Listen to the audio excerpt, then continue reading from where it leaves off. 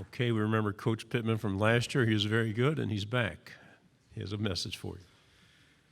Hi, everybody. I just want to thank you for covering us and what you do for college football.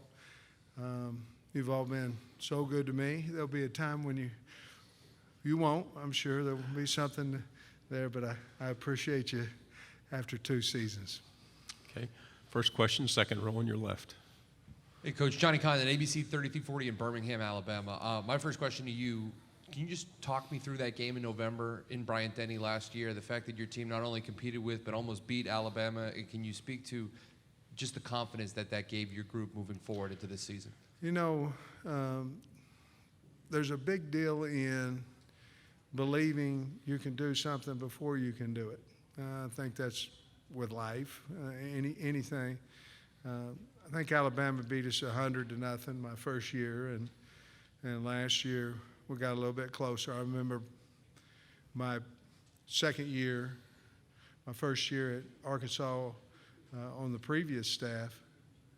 They had beat us about that like they did the first year. The second year they beat us 14-13 at our place, and it gave us a level of confidence, if there is such a thing, in a loss. And we don't play to lose. We're the University of Arkansas. We're not trying to lose anybody. But Alabama that night, it did give us a little bit of confidence that we can compete. And we'd already proven that because we'd beaten, I don't know, number 15, number 7, number 17, whatever it was, each week. I think we'd won 3 top 15 or top 20 games already that year. But to compete against University of Alabama is where we need to go to, and we got a little closer.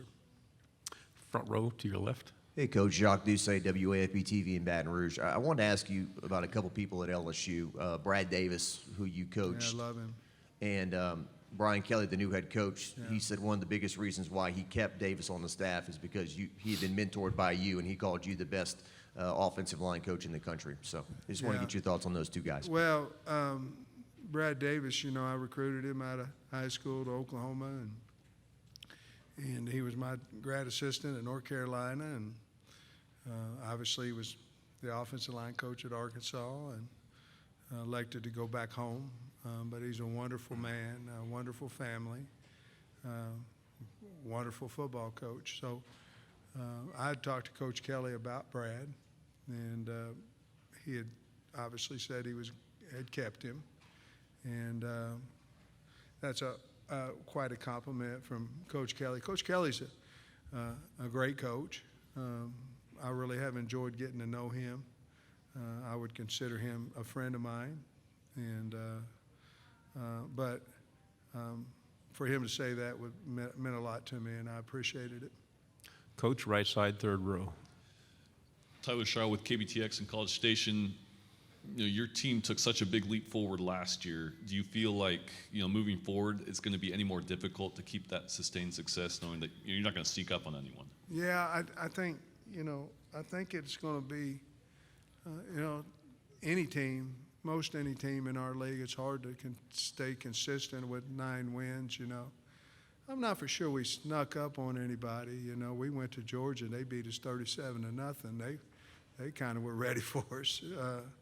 You know, I think you just go compete, and I think in this league, I think everybody knows that you better play well no matter who, and it doesn't matter. I remember when we were at Georgia, we were playing some of the other teams that may not be quite as good as we were at the time, and you know, you go in at half and you're either behind or it's a close game.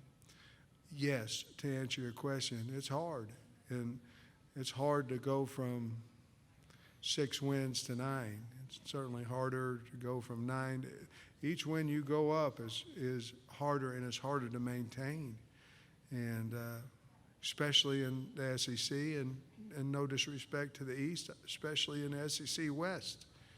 And then they had a college football playoff team and a BYU who's 21-4 over the last 2 years and been waiting to the top 20. You got yourself a schedule. So, listen, I love it at Arkansas. I'm not complaining one bit about it. we're the University of Arkansas, we'll go compete. But it's tough. To your right, fourth row. Hey, Sam, Dean Legge from Dog Post. Good to see you again. I wanted to ask you, were you surprised with the success Kirby had last season? And if you weren't, why do you think he'll have success winning in the future? Oh, no, no surprise to me. I mean, he got a great staff, works his tail off. He's at University of Georgia, which is, has a plentiful state of athletes. But you can have a plentiful state of athletes and not get them too, and he does. Obviously, he has great recruiters on his staff, tireless worker. No. You could feel that coming. 17, we got beat for the national championship. They're hard to get, obviously, but you could feel that one. You could feel that one coming. And will he continue to have great success? Absolutely. I mean, knowing Kirby, that just made him a little hungrier. Coach, to your left, fourth row. If that's possible. Sorry. I'm sorry. Dan Peck, ESPN 106.7. Coach, the win over Texas last year, I think it stunned some people in college football. Not just that your team won, but how you controlled that football game and the way that you beat Texas. What do you remember of that game and the significance of that win going forward? I remember how well our defense played. They were flying around. They had a great tailback, and there just wasn't anywhere to go. And I remember we started dominating up front on the offensive line. Everything seemed to be going right. I remember telling the coaches at halftime, if we can just hold on to the ball, they can't score. And we go out, we throw a pick. Now, it was a great pick by the DB at Texas, and they went in and scored against us. The great thing about that is we went down the field and answered maybe 2 or 3 times in a row after that, rushed for over 300 yards. That's our ball. Now, there's games when we don't rush for that, but that's what we're trying to accomplish. That's how we win games, physicality of the offensive line, running backs, and certainly our quarterback. So at the end of the game, I remember the police officers telling me we can't go shake hands because the crowd's going to go crazy out here. It's going to be unsafe. I said, well, I'm damn sure going to go shake the man's hand. And we did, and I'm here, so it must have been okay. To your right, Coach, second row. Coach, my name is Lance Curley. I work at the Lake County News. Again, it's good to see you. Good to see you. When you were at Georgia a couple of years ago, during the recruitment of Cedric Van Pran, what kind of person was he behind the scenes? And 2 years ago, before you left, could you see him representing his university like he is today? Yeah, oh, man. Well, ironically, Ced came in with his father for an individual type workout. It was on a camp day. And we worked him out there, me and I don't know who, I can't remember the GA at that time. It was either Cody Kennedy. I think it was Cody. And so Cody and I went out there and worked him out, and his dad was out there. And I went, this is a no-brainer. He wasn't highly recruited at the time, and this is a no-brainer. And then I was talking to Coach Smart just previously before we started these interviews, and I said, man, Ced's done such a great job, but I don't know that I had the foresight to see him at center. And, man, has he done a great job there. So, obviously, Coach Luke and Kirby and them, they found the spot for him. I mean, I think he's one of the better centers in the country, and he's certainly one of the better kids in the country. To your left, Coach, back row. Coach, Ike Jones with the War Report. You lost a significant contributor in Traylon Burks from your offense. Who should are fans going to look back this season and say that was the guy for us that stepped up in his place? Well, we go to the Outback Bowl. Now that was about a 3-week of preparation, okay? But we didn't have anybody at that point. I think we threw the ball and for 103 or 5 yards, something like that during that game. So that put up more of a red flag. Now, in the second half, I think KJ rushed for 100 and some yards himself. I mean, we decided we could run the football, and we did. So, but it was scary early because we weren't getting open, and or we weren't seeing it, whatever the case may be. So I think to answer your question, it's going to be a little bit by committee. We obviously went and got Jaden Hazelwood out of Oklahoma, or he transferred over, however you say it. And Matt Landers is another portal guy. And then Keytron Jackson's a guy that's got to step up. Warren Thompson has to, We've got some young guys, Jaden Wilson, Bryce Stevens. Those are probably our top 6 guys, if I'm not forgetting somebody. But I think we got to kind of do it more by committee than, and I'm not saying one of those guys can't have a breakout season. I'm not saying that, but I think to replace a Burks, you got to do it with more than one guy. To your right, Coach, back row. Hey, Coach. Jamal Kennedy, WSFA 12 Sports in Montgomery, Alabama.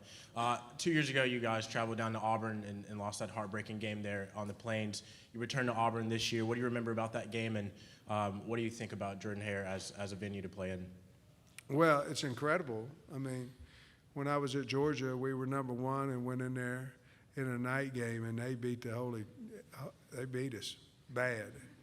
And unfortunately, we were able to win the championship game 3 or 4 weeks later, but they were on a roll. They beat us, and then I think that they beat Alabama a couple weeks later, whatever. But the crowd, it's definitely a home field advantage now.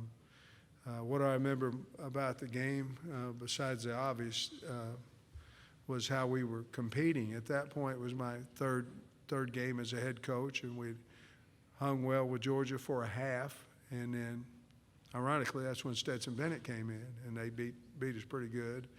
And then next week we had went to Mississippi State and won. Then we're going to Auburn, and our team, the competitiveness of our team, I think we were down at half, and we kind of came on and made it very close there. I remember we went for a 2-point conversion early in the game, and we didn't make it, and that kind of put us in a catch-up situation.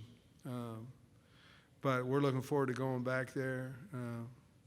Coach Harson's a great coach, and I'm sure we haven't beat them, since we're 0-2, and certainly that's one of the games on our schedule that, it's after a bye week, and hopefully we'll be better prepared. Hopefully I'll do a better job than I have the first 2 years.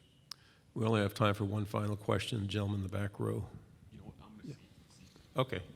All right.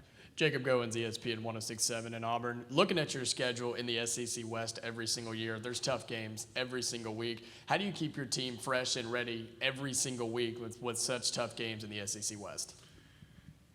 Well, I think it's about how you practice.